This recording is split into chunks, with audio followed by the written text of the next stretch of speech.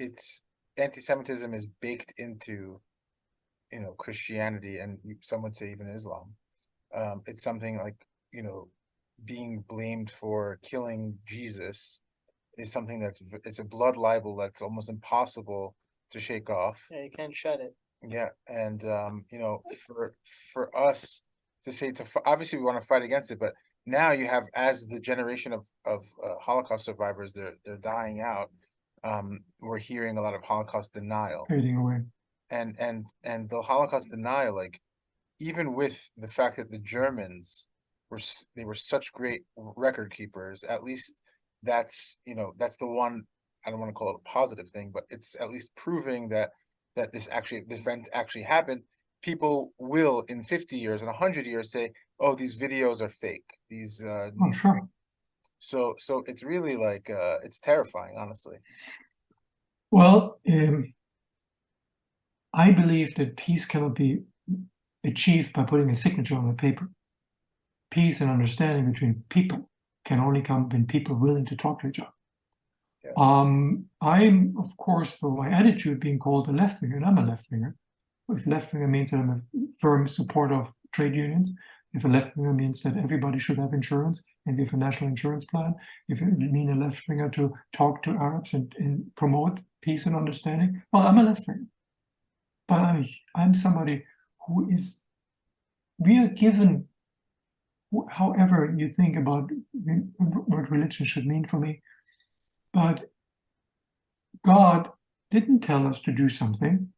He told us, if you do something like that I guide you towards, you have to make the final decision. And I learned it from Rabbi Lau, the senior Lau, the former chief rabbi of Israel. His son is now the chief rabbi of Israel. I heard him speaking 10 years ago in Auschwitz.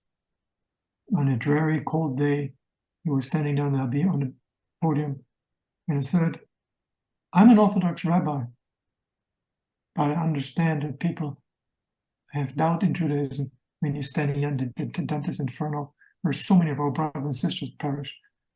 But God was here. He was sitting on the fence and he cried because his children didn't follow what he tried to teach them. God will not make it better. God shows a direction. You can go Yetzer Hara or Yetzer Tov. And that is what decision that you make. You're free to make the decision. I don't make it for you. But if you make the wrong decision, I was sitting there and cry what you did to your brothers and sisters. And that only applies to Christians.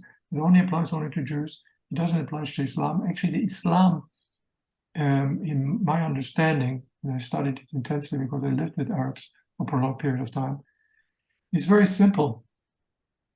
Muhammad was the last prophet. Jesus was a prophet. And Moshe was a prophet. But the only prophet that you accept is Muhammad. But you can live with us. But it's Muhammad. They recognize Muhammad. So that's a little bit different to what we being heard, that Islam hates Judaism. The majority of Arabs that I know and that I engage with, they really don't give a hoot about Islam, good or bad. They say, look, we when you talk about God, we have to live together. There's no other choice. We may be imperfect, but we have to live together in some shape or form or the other. Because otherwise, we cannot kill each other over again and over again and over again. And the miracle is happening now with the Abraham Accords, this understanding that we need each other and enough of this fighting. And as we are descendants of crypto Jews from the city of Mashhad, we understand this very well, that, as bad as it was for a very long time, the Sephardic experience in general, I mean, I don't want to even, it's not good to compare atrocities but it was a different experience, obviously, in the last 2 centuries. But I will say this about, my hope is that, I see that today, because of the internet, because of people like you, things can actually change. Where, like you said, we have to have these conversations. Adjust the channel.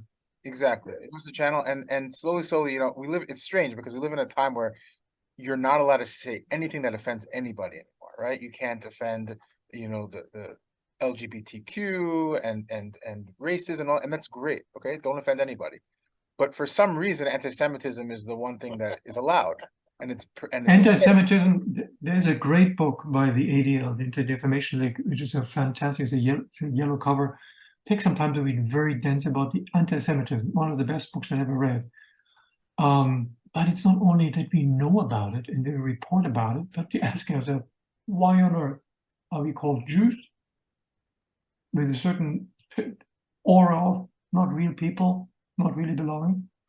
Because it doesn't sound hard when you say, oh, the Catholics, what do you mean Catholics? Or the Methodists, doesn't sound good. But for Jews, it's always sound good. There's no name attached. We are always there, but they're not real. You're just there. The Abraham Accords, nothing into politics, is a fantastic step forward. But those who have devised the Abraham Accord should have looked what happened after Oslo. Enthusiasm of that we are coming together, Palestinian state will emerge, Nirvana will open. Well, it all collapsed, and 2,500 Israelis were killed in a wave of suicide attacks in the Second Intifada. And we have finally had to separate ourselves. Now that we separate, we don't talk. I remember the times when I worked in Ichilov Hospital, when the cleaning crew came out from Gaza, lived there during the week, and then went back to Gaza in the weekend. I invited several of them to my son's Brit Milah, and they came with presents. I knew what it is, but they said nobody invites us for that. I said, why not? Because we're Arabs. Well, do you want to come in or you don't want to come in? And I need some presents too. You have to have the courage to change. Unfortunately, very, very difficult. And peace will emerge if one person talks with another person and let him listen and listen what the person has to say. Doesn't mean we resolve the problem.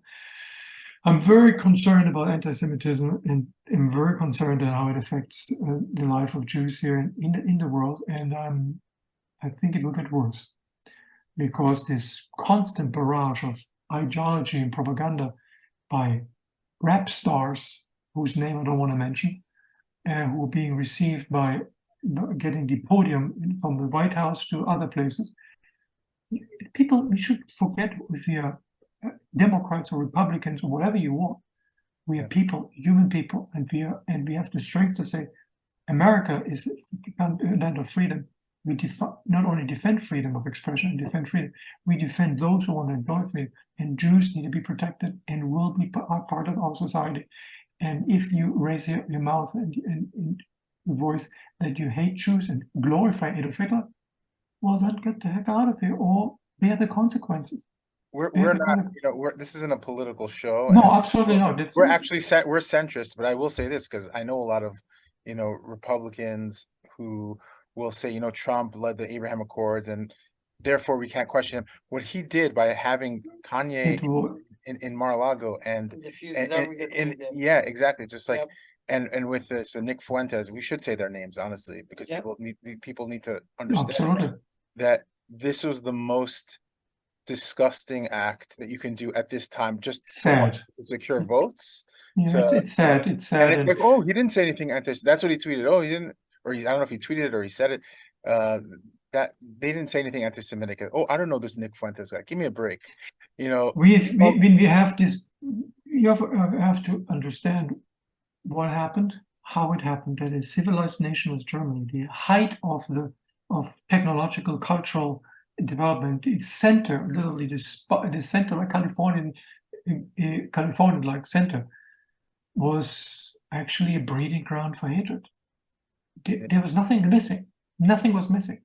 Breeding ground. There's a great book, in the belly of the beasts, plural, in kind of a reality TV novel written by the daughter, or in the name of the daughter of the last American ambassador daughter, in describing how Germany, this fantastic country, slipped more and more into the morass of hatred. Why? Because nobody wanted to raise his voice. Yeah. Nobody wanted to. In Judaism, I want to inject some Judaism into this as well. Absolutely. There is a midrash, a famous midrash, about the head of Esav being chopped off and falling into Marat HaMachpelah to be buried with the But why? Because his head was at least, his potential was great, but his descendants obviously were Amalek, or Amalek's spiritual descendant, let's just call it. the Nazis were, if you look at them in terms of etiquette and timeliness and, you know, like kissing their children goodnight and teaching them, in a way, morals, those are the same people that were turning babies into soap, meaning that their head was detached from their actions. And that's the danger of I'm like, it's like this, it's unexplainable. How can someone like this, who's so refined and so sophisticated, be so twisted? You know, like it's like even German, you could see it in there. It's known that like German pornography is insane compared to other. It trickles down to every aspect of like. Let me write that down. Is it? No, but really, it's. I mean, we're all adults here. We're gonna have this. This is a real I conversation. see a PG-13 flashing in the background. It's really like it's mind-boggling how you can see people on the outside and they're so, you know, put together. And No, you're making a really important point. I gave in Germany first about 5 years ago for the first time ever a lecture in my hometown, and there's some people do remember me, and it was organized by a group of German Jews and non-Jews that I should speak sponsoring my church, and I spoke to, for example, to students from the university in Bamberg, theology and arts. I spoke to a group of children in a special school, middle school in the south of Bamberg, and I spoke to two groups coming from the hick towns, villages that living there, and I heard only positive responses. And one of the responses I never forget was a 14, 15-year-old woman, a girl, sitting next to me, and I told my story, and asked them when I finished, "So, do you have any questions?" And no one had a question until she raised her hand. "I don't understand." So, uh-oh, here we go. "I don't understand why your story is so special. Because Jews are like us. There's no difference." Imagine a young girl internalizes, because of the intense efforts being done to get together, understand each other, that Jews are normal. They're like us. When we separate us from other cultural groups and we isolate and insulate, this is the worst that can happen, because we need to be present, and it can be difficult, but you have the courage to, of course, not in downtown Tehran waving the Israeli flag, but to be present and use the communication technologies that we have to understand how the other is doing, what he wants, what he is. I persistently pursue the peace between Jews and Arabs, because there is no other way. There is no other way. There is no alternative. And there's no alternative that Jews live with other Jews. And that we don't separate ourselves as Jews because of politics. And then we separate ourselves. And somebody asked me, I think we had big discussions in the beginning. Somebody asked me, what kind of Jew are you? Are you Reform, liberal, Orthodox, name it all? Conservative? I said, I'm a Jew. And do you think when the Jews lined up in Auschwitz at the crematorium, that anybody asked them if they Reform, Orthodox, or liberal? Nobody asked. We are Jews, and we have as Jews to stand together and respect each other. I feel as comfortable as I can be in a Hasidic environment and pray, specifically Chabadnik especially, but in a Hasidic environment and pray, as I feel comfortable in a Reform environment, because it is the expression of Judaism. You may not agree with it. I mean, I'm traditionalist in a sense of being a Jew, but you may not agree with it. But if we as Jews can understand each other, how can people understand what we want? And what we want and we should do is to reach out and say, if you don't understand us, come by for Shabbos, like the Chabadnik can do. Come by and or play, young people interacting, projects that are saying, I'm not naive. And there will be ups and downs, but we cannot give up. We cannot fall back and slide in the darkness and say, well, we tried and didn't work. Rabbi Lau, and God is here, and you're sitting there and crying with his people at work. Some people. I mean, we need to replay and rewind and rebuild, and bringing it that not only you come to Friday for Shabbos, free Shabbos dinner, but that you connect as Jews. And regardless what direction you come from, connect. And that we need to work together to maintain something which is not in the whole history of mankind exactly happened. That for 3,000, 4,000 years, there's a group of people sandbagging into the desert, don't wear slippery shoes, schlepping themselves for 40 years, as it's written, to the home, and they prevail. No guns, no horses. The Egyptian army behind them, in front of them, the Romans behind them, in front of them. Through history, prevailed the bloodbath of the knights who were fighting to free Jerusalem, the Crusaders. We prevailed. Show me one people that prevailed. None. We prevailed. Yeah, and you also mentioned, which was important before we go, about you don't like the word Holocaust, right? That's The Holocaust is a euphemism. It was the mass murder, the inferno, the Shoah. For Holocaust, translating Holocaust means burnt offering. There was no burnt offering. This was a massive death machine that marched through Europe, killing everybody, specifically the Jews. This was not Holocaust, it was genocide in prime time.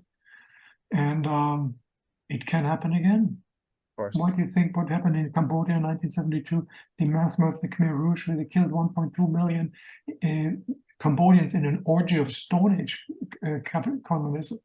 What happened in 1994 in Rwanda, butchering people alive with machete, cracking them to death, 800,000 within 6 months. There was black against black in Cambodia, was Asians against Asians. It has nothing to do with color we have. It's nothing to do with religion we practice. We have the human beasts, the beasts in us, the human animal, makes us, it's not a defense, but makes us to do things that animals, except chimpanzees, don't do. Murder, indiscriminate murder. I don't want to use this as an example that I should use, but in a lack of time and words, I'm a diver. And I like to dive with white sharks. Not because I'm a crazy man, but in cages. And what I learned in Cape Town, my son went diving, and I saw there were about 10, 15 footers. They weigh about 3 tons. They can crash the cage in a heartbeat, but they float by and look at you and have no interest in taking apart. They need to read their body image language. But they are, even them, this incarnation of horror, are not interested to kill you for nothing, because they don't like your taste. The teenagers, yeah, the 5-footers and so on, they play and kill you. But it's just us who have this uncontrollable desire to kill. Everybody should have a gun. Everybody can be armed. Everybody can shoot everybody. Throughout the world, the violence is augmented with the possession of guns. And nobody asked the question, why are we doing that? Why are we doing that? It's very difficult to understand this world where body counts being used to describe how many children come back. Do you have maybe body bags too for them? We need to reprogram. The only way to reprogram is, when you ask me what kind of Jew I am, is to be the best Jew you can to be, and maintain and practice it in all your affairs. And when you have Pharaoh's book, the Shulchan Aruch, how you should behave in business, you obviously don't read the whole book, just sporadically, but the Shulchan Aruch, there are guidelines. Judaism has guidelines given by Hashem, guidelines that we can internalize or not. Hashem will not force us to do it. He will just give us the guidance. You go in this direction or that direction. I can only tell you what direction you should go, but you have to take the step. You have to take the step. And there's such a richness in culture. And just when the first time I saw a Talmud, I understand immediately. Says these guys are smart. They have an original text, and around them they put text, and around that text another text. It's a Babylonian, the Yerushalayim Talmud. They discuss and formalize and frame it. It's an endless regeneration discussion and discovery and discussion. Oh, maybe this word shouldn't be there. Maybe this should be Taskum. Debating, not just believing, debating. Yes. And exactly. Conversations. Exactly.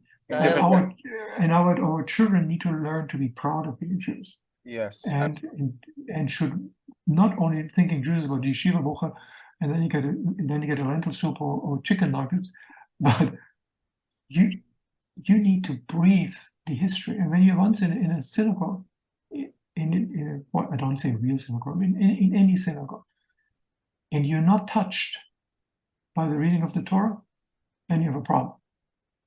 Because this tells you something from thousands and thousands of years of tradition. What people were able to do that? Tell me the people who did that. Having documents that are 2,000 years old and still praying the same prayer. This is the uniqueness of Judaism. And you should be proud to be a Jew, and I'm proud to be a Jew, because I feel that it's the only way that I can express myself in a honest and real fashion. Amazing. And I wanted to even talk about something. You probably don't have time, but I wanted to ask. Go ahead. Yeah, because there's breakfast time is in about. Just well, take bales. Well, what you just said, first of all, before I even get to my next point, I just wanted to say that we do a podcast where we discuss religious topics, not to sow some type of divide between groups. Oh, we think this way and you think that way, but more to have uncomfortable conversations where the Sephardic voice is sometimes, let's say, suppressed, our history, and we want to break down walls. We want to have discussions with Karaites or Samaritans or Reform or Conservative, and discuss topics that even in the religious world will break down those walls. Because obviously, listen, Jews are very traumatized people, and there's a reason why the Hasidim are living a shtetl life today, because they feel like they can't trust the outside world. And I totally understand that, but we need, like right now in America, especially what's happening now, Jews are kind of oblivious to what's happening. Like this is serious. This is not a joke. This anti-Semitism it's exactly what happened in Germany. And by the way, it also happened, and you mentioned this as well, after the First World War, that the Jews were the scapegoat in Germany. So what I wanted to ask you was, because this is a kind of a dark side of American history that a lot of people don't know about or don't want to talk about, is after the war, America kind of was in a battle to get the top scientists from Germany against Russia. And the Russians too. And the Russians, exactly, against Russia. And we happened to get certain people like Werner von Braun, who was a high-ranking Nazi, who ended up becoming the head of NASA, who eventually led the mission to get us to the moon. Now, there's a serious problem with that, and it's something that we ignore. And a lot of these Nazis would the ones with the scars, which I want you to talk about, would use the excuse of we were just forced, and it wasn't we were just following orders, and we were afraid for our lives. So I want, from your unique perspective, what do you make of this dark part of our American history where people don't even know about, as well as the Nazis who went to Argentina and basically built communities there, and they're still around till this day and nobody's talking about it? Well, I own America and Americans a lot. And the reason that I'm an American Israeli citizen, not a German citizen anymore, I lost that. But the men that landed on the beaches of Normandy in June 1944, fought and bled and died. They allowed me, by liberating my country, allowed me to grow up as a free man. And I have a eternal gratitude, which the sacrifice of thousands and thousands of Americans, that hopefully their families can understand. You liberated me, allowed me to be a free man. And freedom is most important in whatever shape or form we need to have. We need to live in a free man in a free society. Now, here comes realpolitik, the reality politics of reality. After the Second World War, it was clear to the Americans and to the Russians that the Cold War would follow, that these once allies will separate very quickly. And America was desperate to build up a stable West Germany under the zones of the British and French, and the Americans building a stable zone. and introduce laws that are for freedom, and to get technology out of it that we can use. The Russians, as well as the Americans, took the human capital, meaning researchers, rocket engineers, microbiology experts, blah, blah, blah, took them and schlepped them to their home country. Now, Werner von Braun was a rocket enthusiast from the very early age on, and was a kind of a non-conformer. People think, well, he was not a non-conformer. He was a colonel. It was a colonel of the SS. More people died constructing and in building these missiles of V2 and V1, which was a kind of a unique missiles that were never built. More people died in constructing and building these missiles than these missiles killed people. The missiles killed people in London and England. More people died in the construction. He oversaw the death camps, the underground construction facilities. He knew exactly what was going on. In America, this anecdote, it was Ed Mitchell was in Apollo 12 on the moon, and he developed a painting habit, and I met him as a painter in Orlando, Vero Beach. And I asked him about the Germans. The Germans, they were good. We worked together. Literally minimizing. Nobody took until his death. Bernd von Braun died in 1977, unfortunately. Until his death, nobody talked about that. But he actually did. He was an SS officer, got off the hook, knew how many people died in the underground facilities with body V1 and V2, and used the products they built out of the blood and tears, with the blood and tears of the victims smeared on this, pursued this fantastic voyage to the earth, voyage to the moon and whatever. We cannot condemn it anymore, but we should not glorify him. That's for sure. I don't glorify him, because he was not a resistance fighter. He was not a person whose family suffered because of the resistance against Adolf Hitler. He was a Mitläufer. He was doing exactly what he was ordered to do, or did what the party probably wants him to do. And the Russians are all in the same category. They just, many of those experts that they schlepped to Russia didn't come back. But we need to talk about not of hatred, but need to talk out of cleaning our gut, because a republic, a democracy, can deal with mistakes that it made. Germany dealt with the mistakes that were made, and they cannot undo it, but at least make up for those who were suffering. The last trial that now took place, one of the last Nazi trials that I followed was Don de Maniac, Ivan the Terrible, who was supposedly faked his immigration paper in the United States, and supposedly was a guard in two concentration camps and was a brutal murderer. He was deported from the United States in 1985 to Israel, and the trial was called like the Eichmann trial.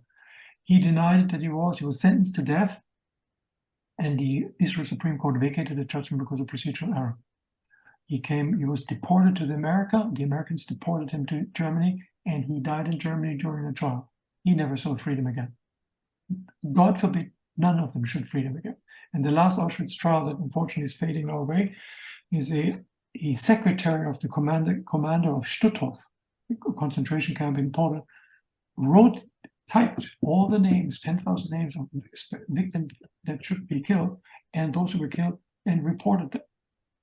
If you are involved in mass murder, if you're a secretary or if you're standing in the gas chambers, you are guilty, because he didn't notify. You violated human rights. And what we should do is, first of all, we need to be proud about our state of Israel. I mean, regardless how we stand towards Israel, I was willing to fight for Israel. I mean, I was in the war, in the Gulf War, and I was stationed in Lebanon for a short period of time. I was willing to fight. I remember one of my Munich can be reserve duty. We did reserve duty. I was the commanding officer, I was the captain at that time. And we had Times to Kill was in August 1990 at the border of Jordan, Syria, and Israel, this rat hole. And we had we didn't have Ramba Zamba in the nighttime, and the Jordanians moved the terrorists over to our side, so they're literally hurting them that we could kill them. We talked. And he said, look, I heard that you come from Germany and you converted. Are you crazy? And then you came here to this country to serve, and then you came to this country and work under that condition. Are you nuts? And then you fight with us, willing to die. You're one of us. You're as crazy as we are. Mazel tov. Belong to the Mishpocha. It's a unique country. We should never allow it to be trashed. We should never allow it to be demeaned. We should never allow. People can do that if you want, but say the truth. Like, oh, they killed one journalist. Well, by the way, how many journalists are being killed in Syria? 500. You don't know where they are, and you yeah, when somebody gets killed as a journalist, it happens, and we need to go after them. But tearing it apart and magnifying Israel as the eternal enemy is not. Yeah. Because Zionism is like a kosher and way of being anti-Semitic. Yeah, absolutely. As Zionism, I'm proud of Zionism. I support my country, and it's my country. And I hope that the politics of day to day will fade in the background and we talk about a real deal. How do we deal with this emerging, exploding anti-Semitism and still being proud to be a Jew? When the Chabadnik came to our base in the holidays, specifically holiday season, and you were a lone soldier, I was a lone soldier. They asked me, I was called to come to the gate. There was a group of Chabadniks from Chabad. They said, what do you need? I said, well, some underwear and some socks. And within an hour, they came and brought me the whole year's supply of underwear and socks. But willing to assist, willing to help, because you're doing your job and they're doing their job. We should be proud about how the cohesiveness of our society, regardless how nutty we are. But I'm proud to be among the nuts. I work actually about 80% of the day I speak Hebrew because I work with Israelis until my boss is an Israeli. I sometimes have to switch over in English. Wait a second, because I speak. You once come into the mood, you don't make a difference anymore. You just think and speak Hebrew. It's the language that I learned, the country that I served, the country that I was willing to fight for, and Judaism is something that throughout history you need to struggle. Israel, struggle. You need to struggle in a positive sense. You need to participate in the change. You need to support, and not being carried away by day-to-day politics. Is Netanyahu better than this one? Khalas, over. This is not the point. The point is, we can preserve our identity, promote the participation of young Jews in the community.